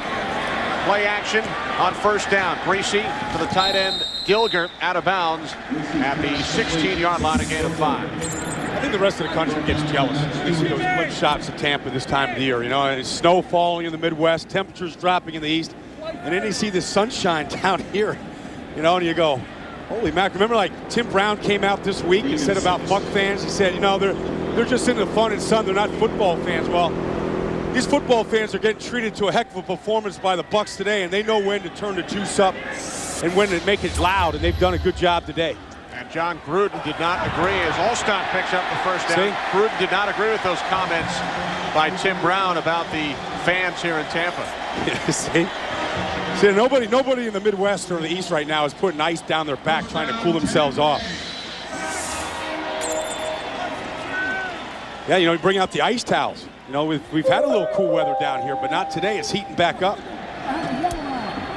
And every time you've seen palm trees, you know you're someplace tropical, aren't you? It's a good performance here by the Bucs. Been playing well at home. Allstott in the backfield here today. The fans get a kick at it when he's rolling like this. Allstott takes it out to the 33-yard line. Buccaneers have won their last 3 here at home after losing their first 2 home games to Seattle and Denver. They've beaten Chicago, Kansas City, and San Francisco, looking to make it 4 straight at home today. Allstott missed a lot of time earlier in the year. Had the neck injury last year, the knee injury earlier this year. Back healthy right now.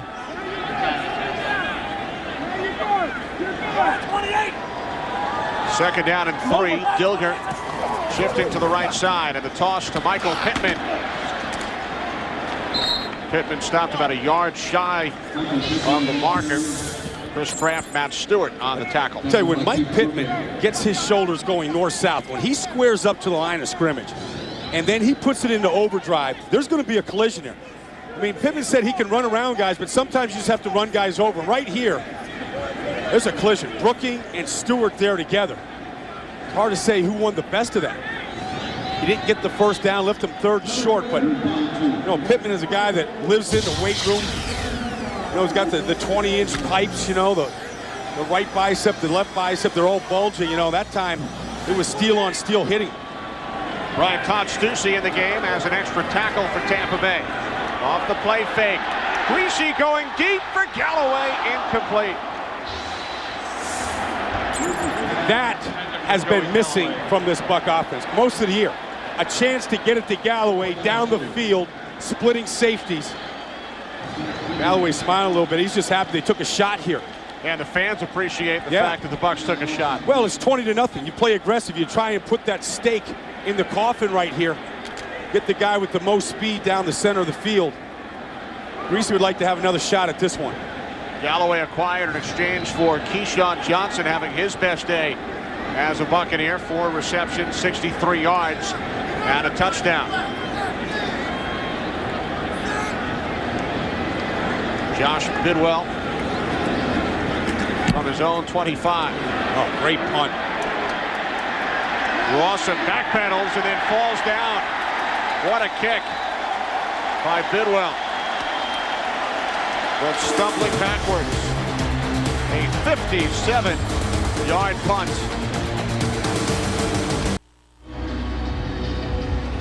Here, look at Brian Greasy here, trying to make this home run throw to Joey Galloway. Again, just getting rid of it, and then the quick duck. Doesn't even get the chance to see his incompletion there. Chad Lavallee coming to level him. Veteran experience, knowing when to get down. And now the Falcons start from their own 9-yard line. Warwick Dunn tackled in the backfield by Rondé Barber. Well, it's a whole heck of a lot more fun playing football when you're up 20-0 at home here. You know, and I think for the Bucs, you know, they're not thinking about playoffs and getting out of the fog of the NFC. I think they're just interested in trying to play a complete game. You know, and then if you can finish this one here today, you know, you want to be able to take it on the road and win one on the road. You know, they go to San Diego, they'll be able to take a complete game on the road in San Diego. If you put enough of those together, who knows what can happen at the end of December.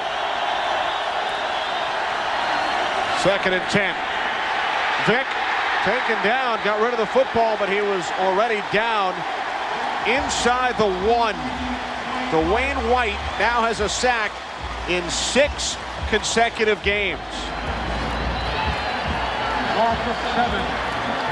Little play action fake right here. Nobody in Tampa Bay down 20-0 is buying the play action fake. They're getting after Vick because they're getting to him today. The 4th Buccaneers sack today. Yeah, the ball never went back across that end zone line there. That's where the progress stopped, where the ball was. 3rd down and 18. Dunn running it out of the end zone. Gets out to the 5-yard line. And the Falcons will punt it away. Well, Atlanta knew this was going to be a tough game. On the road, they had just spanked Tampa Bay a month ago at their own place. They thought if they were going to come in here and have a cakewalk to go clinch the division and make the playoffs this early in the season, they knew it was going to be tough. And they made it tough on the quarterback. Chris Moore standing in the back of his end zone. Will punt it away to Joey Galloway. Galloway from the Falcons 47. And Galloway brings it all the way back to the 34-yard line. A 13-yard return. Coming up next, the soaring Philadelphia Eagles will go head-to-head with the Green Bay Packers and Iron Man Brett Favre. It's game 2 of a Fox doubleheader coming up next. A whole lot of stars on that field. You see the 2 wide receivers, Javon Walker of Green Bay, 3rd in reception yards in the NFL. Terrell Owens, of course, the 13 touchdowns, almost 1,000 yards. Should be pretty good. And all of you will see the Packers and the Eagles, except the viewers in San Diego, because the Chargers will be playing at home. Greasy picked off by Chris Draft. And Draft brings it all the way back into Buccaneers territory. The first Tampa Bay turnover, and Kraft returned it 34 yards. Well, I tell you what, this is a good drop by Chris Straff from the middle linebacker position. Right here, drop it back into coverage here. Never takes his eyes off of Greasy. Greasy trying to be a little aggressive with the ball, looking for Juravicius, who hasn't caught a pass today. You know, this Falcons team is a complete team.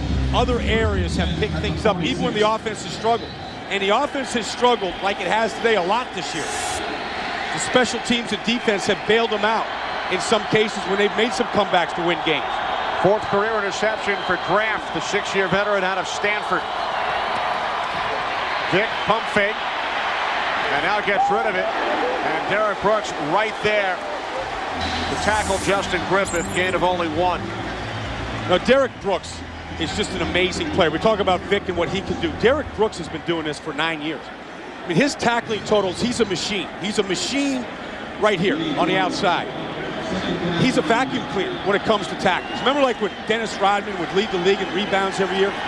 He wants to get every single tackle the way Rodman wanted every single rebound. And the level of play has not dropped off at all over 9 years. Or done. And Dunn and Brooks very close, both out of Florida State. They still speak every week. Yeah, they just talked to each other this week. You know, both heavily involved in charity functions. You know, Warrick Dunn has been buying homes for different people, you know, over Thanksgiving weekend. Homes for the holidays is his charity. And then, you know, Derek Brooks is from Pensacola. They got wiped out by Hurricane Ivan this year, and he's been going up there raising money, you know, trying to get Pensacola and the Panhandle back on its feet. He's already been back to Pensacola 3 times since the storms, distributed dinners on Thanksgiving. 3rd down and 4 from the 40. Rolling left. And Vick nearly picked off. The pass was deflected and nearly intercepted by Dwight Smith again. Simeon Rice with the pressure. I tell you, when Mike Vick goes to sleep tonight, this guy's going to be somewhere in the nightmare, because Simeon Rice has been in his face all day. Now that time, Simeon Rice didn't play undisciplined football. It's been easy to go after another sack. That time he played the bootleg. He stayed home, played exactly the way he is supposed to do it in that situation. Really, the defense rescuing, you know, the offense right there for Tampa Bay. And now a fake. Moore with the pass downfield to Jenkins, but he was out of bounds. Chris Moore, the punter, who had already completed 2 passes this season. Their special teams coach, Joe DeCamillis, and the pass to the rookie Jenkins, but he was out of bounds. But I tell you, I give Jim Mora all the credit. He got aggressive here. They needed a spark. Chris Moore's been in the league for 15 years. Nice fake. Trying to go to their #1 draft pick, Jenkins, on the outside. Rondé Barber is just being a pro there. I mean, he'd go to sleep, stayed home. Probably practiced that once during the week on that type of a fake. Did his homework on it. And the pass intended for Jenkins, a Tampa native. But he was out of bounds as Pittman takes it out to the 46. Gain of 5.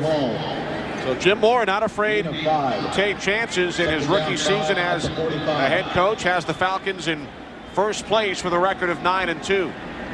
Well, you know, it's just a first-year foundation. I mean, everybody's looking at the Falcons. Are they for real? Are they the second-best team to the Eagles? You know, this thing is just getting started. I mean, they were 2-9 a year ago. People were talking about them like, you know, you can't win the big one. And this, it's just getting, they're just putting the pieces in place right now. They just got Rod Coleman. They just locked up Al-J Crumpler. They drafted D'Angelo Hall. It's a new system in offense. All stop at the 48-yard line. And of course, one of the architects is their president and general manager, Rich McKay, who spent 17 years here in Tampa, including the last 9 as general manager. Well, it was really an odd situation last year. And, you know, Rich McKay right there in the middle, sitting next to the owner, Arthur Blank. And, you know, when he came, his first game last year as a Falcon was against the Bucs right here. Well, the Buccaneers lead this one after 3 by the score of 20-0. We'll return to Tampa in a moment. You're watching the NFL on Fox. The only third quarter scoring, a 36-yard touchdown pass from Brian Greason to Joey Galloway. So Michael Vick and the Falcons trail the Bucs 20-0. First play of the fourth quarter, and Alstott is hit in the backfield for a loss of about 3. You can't figure out the NFC. John Gruden was right when he said it's the fog. A funky fog. Funky fog, yeah. You know, people back in Philadelphia saying, you know, Falcons for real. And Eagles looking at this today going, you know, if we can win today, we'll put 2 game separation between ourselves and the Falcons. Gruden doesn't like a 20-0 lead for probably the first time this year, and he's disgruntled. Well, 4 teams came into play today at 4-7 in the NFC. One of them, Dallas, plays tomorrow night. Of the other 6, 4 have leads right now. Tampa Bay, Carolina, Detroit, and Chicago, putting some pressure on the 5-6 Rams and the 5-6 Giants. Oh, my goodness.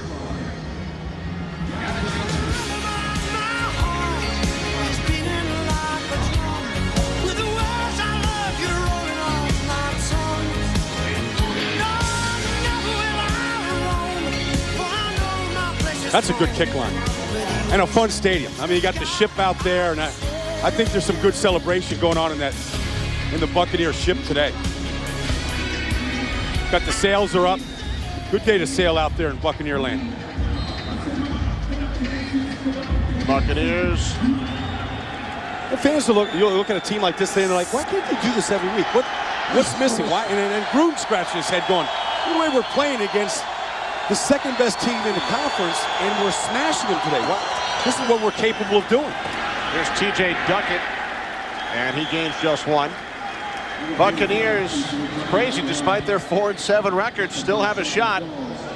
Vikings and Rams, the 2 wild card teams at the moment. Rams with the tiebreaker over the Giants, and then those 4-7 teams we've been talking about. And Ken, I refuse to talk about teams under 500 like they have a chance for playoffs. The reason why they're under 500 is they can't play consistently. They can't put it together week in, week out. Now, there's still a lot of football to be played. There's a third of the season left. So somebody can still come out of this thing hot at the end. First catch today for Algie Crumpler. You know, Algie Crumpler signed that big contract extension. We saw a picture of Rich McKay and Arthur Blank. They're trying to put their nucleus of things together here, and Algie is probably wondering if he got jinxed by signing that contract extension. With that reception, he ties his career high with 44 catches on the year. Caught 44 last year. Now a 3rd down and 4. 3 wide receivers, all split to the left. Vick spins, and this is his first run since the injury, and he takes it all the way up to midfield and into Buccaneers territory. 26 yards on the play for Vick. So that was a heck of a fake there, because he kind of froze and stopped. You see this, watch him in the pocket here. Well, there he fakes it, and he just kind of pauses there, and now he comes out of it. Nice play action fake, and that got the Buccaneers to bite. For the first time when he got out of the pocket, Simeon Rice wasn't there to greet him. And Brian, that is the first down for the Falcons in this second half. Duckett. No gain. Rondé Barber, the tackle. Well, you know, this team goes through stretches. I mean, Jim Mora was asked about it repeatedly this week. You know, what happens to you in the third quarter? They've almost disappeared this year, and then they find a way to explode. Now, they got a long way to go here, but this team has been challenged before. They were down San Diego, 13 points in the fourth quarter, came back with 2 real fast scores. Now, that doesn't look like a team that feels like they can come back and win right now. That's not the look that you want on the sidelines. From the 49. Vick able to dump it off to Duckett. Vick about to be taken down, got rid of the football, and Duckett gains 4 yards. The Bucs are the 5th-ranked defense in this league. And under Monty Kiffin, they've never been out of the top 10. And one of the reasons why you stay in the top 10, even with personnel changes, is your good tackles. And the Bucs are good tackles. Get a little bit of pressure there. Greg Spires getting some pressure on him. And then, well, Duckett is not an easy guy to bring down in the open field, and Ian Gold does it. But Duckett only his 2nd catch this season. 3rd down and 5. Falcons have to get to the 39. And Vic will look to get there himself. He does. Simeon Rice was staring at him, right eyeball to eyeball. That was going to be maybe a little shovel pass. Vic was looking to shovel that off, and the Bucs ate that up. They were all over. And so Simeon Rice chased him all the way to the sideline that time. And with that run, Vic sets a new career high for most rushing yards in one season now with 778. Well, he's going to break a lot of records before he's done. You know, only 24 years old. It's all in front of him. Brand new offense that he's getting better and better at in. Vic rolling right. Run all the way. Going to run again. Now, you played with Randall Cunningham in Philadelphia. What was it like blocking for a guy like Randall who could take off at any time? Well, you know, you got to see the back of his jersey a lot because he definitely was in front of you most of the time. Mike Vick is going to run this bootleg to the right, and Rondé Barber's out here, and he feels like he's the lone ranger out on the prairie. Watch Rondé Barber on the outside. He sees it coming. Here he is. He's like, this is not fair. It's not fair that I have to bring him down in the open field. You think Vick ever gets tired? Yeah. Now, he looks tired right now. He's been hit a lot today, and they're chasing him all over the field. He has 80 yards on the ground. Here's Duckett. Vick has already rushed for 100 yards 3 times this season, 5 times in his career, which is a league record for quarterbacks. He has 80 yards on the ground today. Well, the yards are nice running, and you know he's on pace to break Bobby Douglas's record from the Chicago Bears in '72. I never remember Bobby Douglas ever completing a pass. But really, the Falcons are not going to win this game today unless they get something in the passing game going. And that means he's got to find his target, Alge Crumpler, down the field. 2nd down and 9. Looking for him now. Rondé Barber breaks it up. Pass intended for the fullback, Justin Griffith. Good coverage that time on Alge Crumpler. Now here he is. He's lined up right as a true tight end. Right here. Gets off the line of scrimmage after Greg Spires chucks him. And that's what every team in this league should do to a premier tight end. They should not let him get a free release. Fans are alive right here. 10th play of the drive for the Falcons. 3rd down and 9. They have to get to the Buccaneers 18. Warwick Dunn. Falcons keep it on the ground, and Dunn has stopped about a yard shy of the 1st down. Well, this is just an automatic here. They're going to huddle up and go for it on 4th down. There's no decision to be made from Jim Mora there. 4th down, 2. There they are. I mean, over 50% on 4th down. It's a good number. You'll take that. We'll put this one on the offensive line here. Former Buck there, Warwick Dunn. First time he's ever played in the stadium as a Falcon. Dot in the I right here. Griffith, the fullback. Vick to throw. It is broken up by Derek Brooks.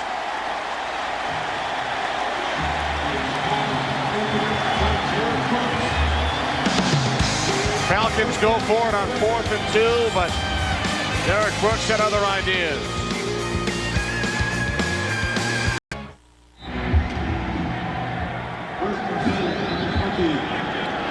You see Simeon Rice, I think, gets a little piece of this right here.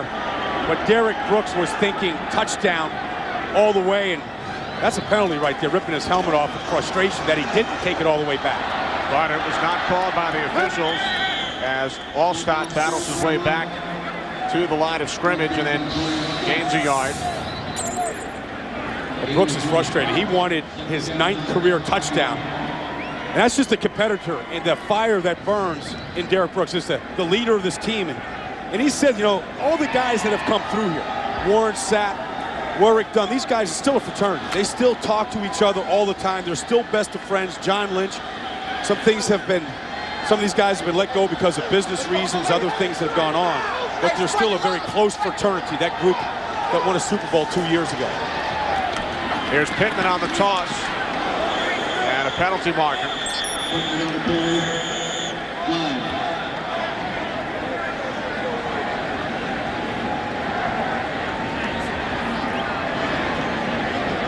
Derek Brooks told us, he said he thinks this team can come out of the fog, that they have the talent, the coaching, the personnel to do it. They just have to eliminate the mistakes, be more attentive to detail. Number 60, penalty is declined, 3rd down. And today, Simeon Rice and Derek Brooks have led the way on defense, but a couple of newcomers have played key roles. Ian Smart with a 25-yard carry on his first play in the NFL, led to a field goal. And Jay Taylor, the new field goal kicker, hit from 50 and 30 in the second quarter, 2 for 2, replacing Martin Gramatica. Well, John Gruden said that this year has been a struggle, and he said he's tired of struggling. And today, it hasn't been a struggle. Greasy taken down on 3rd and 8. As we say hello, as we hit the midway point of this fourth quarter, to James Brown in Los Angeles. JB. Hey, Kenny, most of your audience will see Brett Favre 3rd in the NFC with 22 touchdown passes, looking to lead the Packers to their 7th straight win, while Donovan McNabb already having the Eagles in the playoffs, looking to strengthen their lead for a home field in the NFC, a rematch of last season's NFC divisional playoff. Back to Kenny Albert. JB, that's always a good sign for Eagle fans when McNabb is smiling out there before a game like that. He's loose. Eagles have not lost at home this year. They are 5-0. They haven't lost in the conference this year. They're 8-0 in the conference. Their only loss in Pittsburgh. Side of the Super Bowl 4 years ago. That great flyover there, you know, when Ravens and Giants were getting ready to get started. Ray Lewis coming out of the tunnel that day. Today, the 68th consecutive shutout since this stadium opened back in 1998. Every game has been sold out.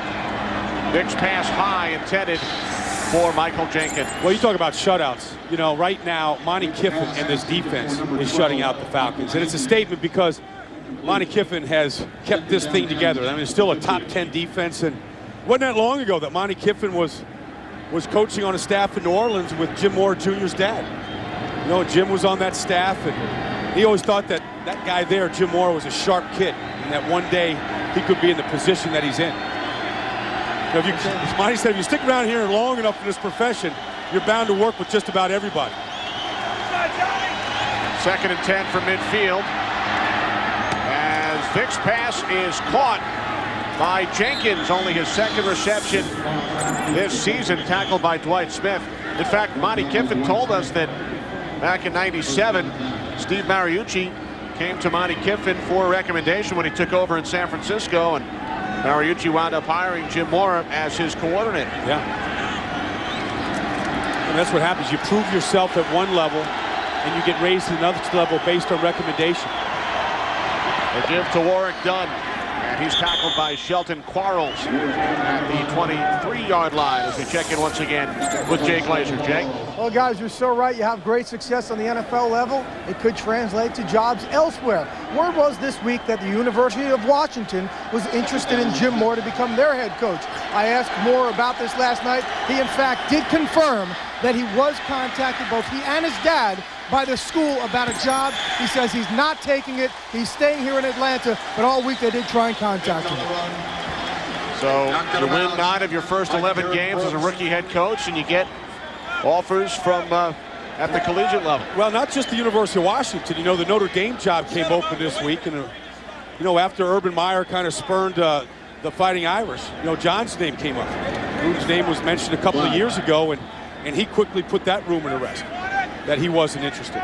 John Gruden attended Clay High School in South Bend. His dad, Jim, was on the Notre Dame staff at the time. It's not that good of a job anymore.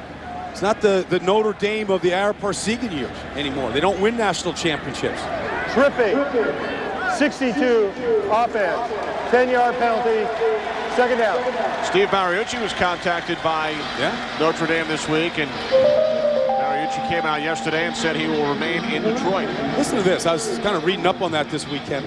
The last #1 draft pick from receiver, quarterback, or the running back position out of Notre Dame was Jerome Bettis. Wow. Yeah, I mean, it's been a dearth of talent that's come through South Bend. Tyrone Willingham lasting only 3 years.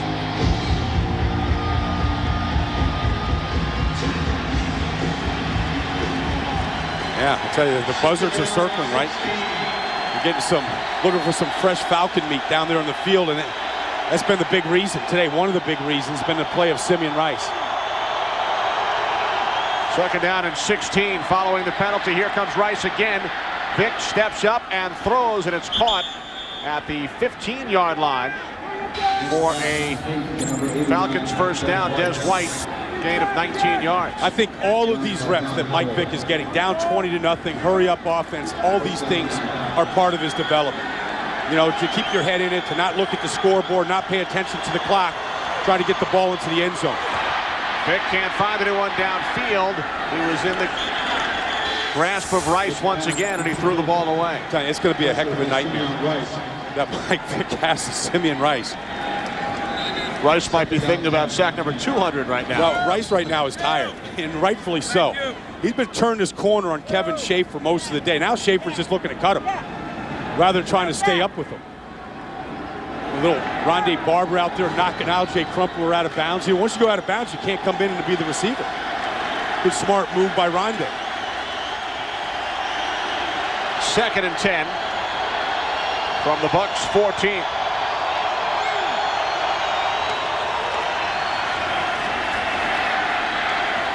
Vick to the end zone, incomplete. No, that was the old days, and you're trying to throw a football through a tire. That ball missed the tire, but it put a dent in what was ever behind the tire.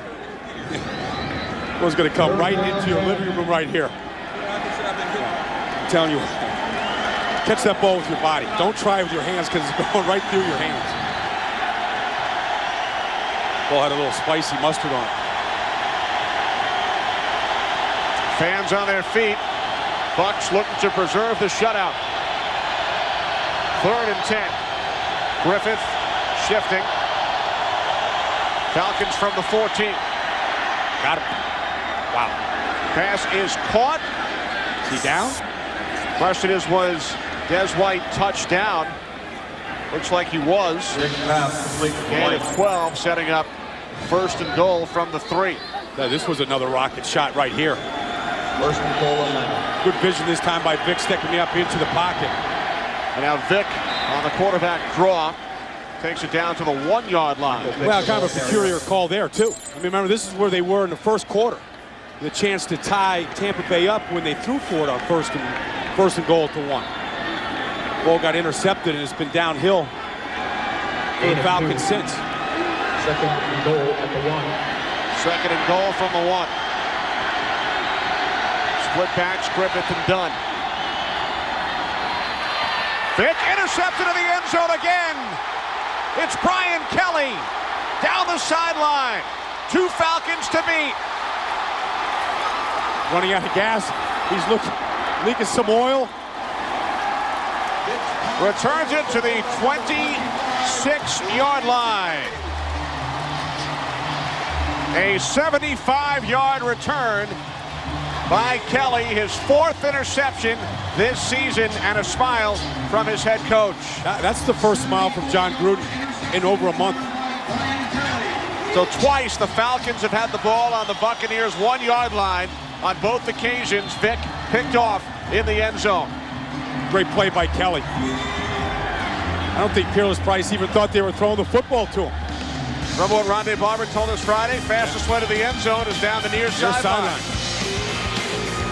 They almost got there. Well, Brian Kelly playing a solid game here today. Had an interception last week as well. Cooling himself off with some of that ice water, deservingly. Allstott.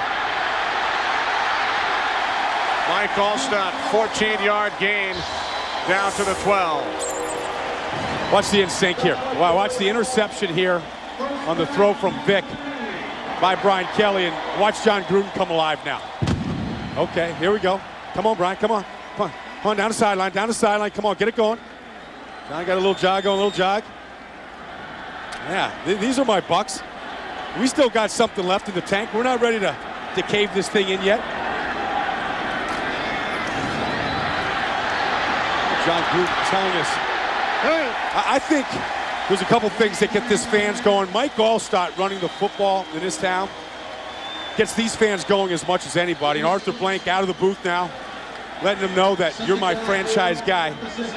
We're with you. We put the bad days behind us and get ready next week. John Gruden telling us what it would be like, how much of a joy it would be to coach Mike Vick, how you have to change a few things, but he would love to have that opportunity. I think all good offensive minds would like to have a shot with Mike Vick to see what they could do with him. And you asked Gruden if you did get the opportunity to coach a guy like Vick, would you change your offensive style? He said absolutely. That's what you do. That's what good coaches do. They change your style to their talent. It's all style. I think they marked it down. Ball came out late. I think it's down at about the yard line. And this will bring us to the 2-minute warning. Tampa Bay Buccaneers have got the job done on both sides of the football today. 2 minutes away from their 5th victory of the season.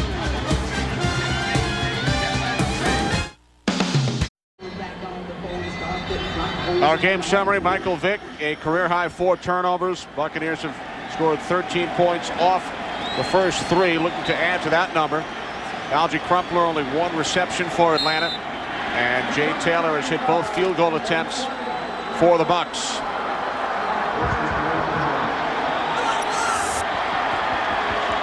Think this ball goes to Allstott? Over the top, touchdown, the 61st of his career. Mike Allstott, more touchdowns than anybody else in Tampa Bay Buccaneers history.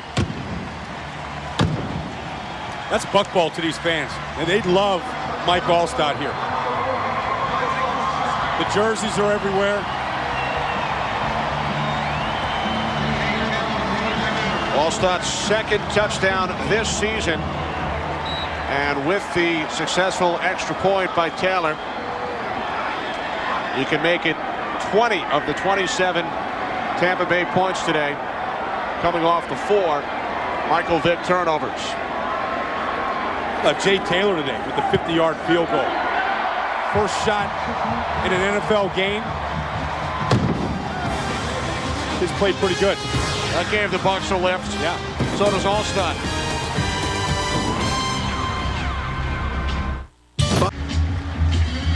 Well, the Falcons will not clinch the NFC South today. They could have with a win, but they trail the Buccaneers 27-0.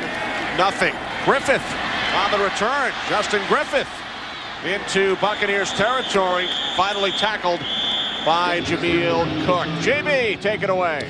All right, Kenny, take a look at Chad Hutchinson continuing to play strong, hooking up here with Jason McKee, a 5-yard strike, 3rd touchdown of the day for Hutchinson, 24-14. Chicago looking for his 4th victory at home over Minnesota. We'll take you there at the conclusion of your game for that Chicago-Minnesota contest. Back to Kenny Albert. Well, Brian, I know you had the opportunity to watch Chad Hutchinson with the Cowboys 2 years ago and over in NFL Europe this past summer. The last time I saw Chad Hutchinson play was in Dusseldorf for the Rhein Fire. He had a day like Mike Vick had today. Matt Schaub now in at quarterback, and Peerless Price took a hard hit. We saw Schaub for one play earlier.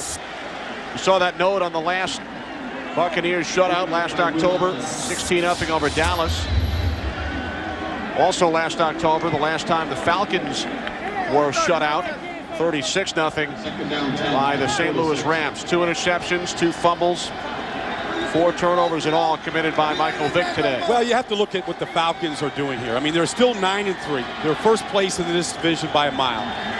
And really, I think the blueprint for success in pro football right now is the Philadelphia Eagles. And I think the Falcons are starting to build what they have. A front office, good personnel. Oh, Oh. Intercepted by Ryan Neese, and then he laterals it back to Corey Ivy. The 5th Falcons turnover. So Ryan Neese, Ronnie Lott's son, as you well know, Brian, comes up with his 2nd career interception, and he immediately flipped the ball back to Corey Ivy. Yeah, that guy played in NFL Europe. One of those guys that's just off the street, hustling. And make a name for himself, stay around. It's just a bad day for the Falcons, but, you know, they're trying to put it together. They're trying to put the franchise quarterback in place. They locked up the tight end this week. You know, they got a solid draft. Well, one thing about the Bucs is they're going to start getting some draft picks now. You know, they finally have paid John Gruden off with Oakland. They start adding to that. And now the Bucs will run out the clock. A terrific job, as always, by our entire Fox crew here in Tampa, led by our producer, Pete Macheska, director Michael Frank, our associate director, Barry Landis, broadcast associate, Darren Foster, technical producer, Dan Rotante. The studio produced by Scott Ackerson, directed by Bob Levy. The associate director, Stephanie Medina. The senior producer of Fox Sports is Bill Brown. And the executive producers of Fox Sports are Ed Gorin and David Hill. Crunching the numbers for us today, Eric Merlis, along with Ben Boma, Rick Camps, and Robbie Ince-Mikowski. This will be the first shutout in the Atlanta-Tampa Bay series since their first ever meeting back in 1977. A game won by the Falcons 17-0. So Atlanta will drop to 9-3. Another opportunity to clinch the NFC South next week at home against Oakland. Their next 2 games are at home against Oakland and Carolina. Buccaneers still in the playoff race at 5-7. They've now won 4 in a row at home and will travel out west to face the San Diego Chargers next week. Coming up, many of you will see the Green Bay Packers and the Philadelphia Eagles, or the New York Giants and the Washington Redskins. Well, for John Gruden and the Bucs, they stay alive. You know, in a watered-down, fog-type NFC conference, they stay alive. And for Atlanta, we saw smiles from Jim Mora and Mike Vick at the end of this game, and that's a good thing because they've got to flush this loss and get ready to go play Oakland. You know, the huge turnovers in this game that swung things for the Bucs.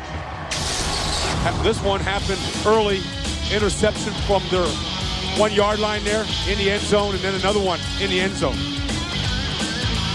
Both led to Bucs scores. So Dwight Smith and Brian Kelly with the interceptions. Bucs win it 27-0.